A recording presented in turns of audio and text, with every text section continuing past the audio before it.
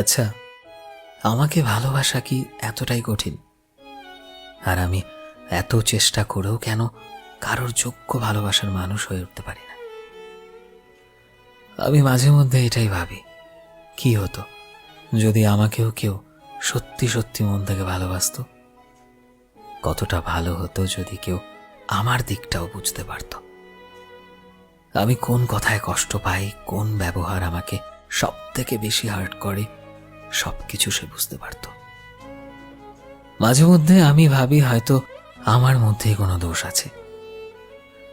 কেন আমি সব সময় নিজের থেকে অন্যদের কথা বেশি ভাবি, আর অন্য পাশে যখন আমি কারোর জন্য এত কিছু করার পরও অপরদিকের মানুষটা থেকে সামান্য এফোর্টটুকুও পাই না, তখন আমি নিজের ভেতরেই কিভাবে যেন অজান্তেই গুমড়ে মুচড়ে ভেঙে যাই।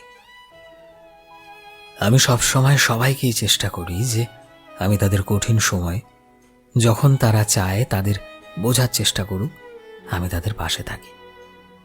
কিন্তু যখন আমি চাই আমার কঠিন সময়ে কেউ পাশে থাকুক, তখন আমি কাউকেই পাশে পাই না। সত্যি বলতে খুব বেশি একা লাগে তখন।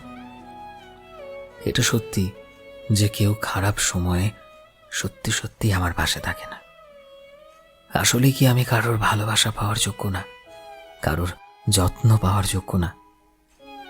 তবে কেন সবশেষে আমি একা অসহায়?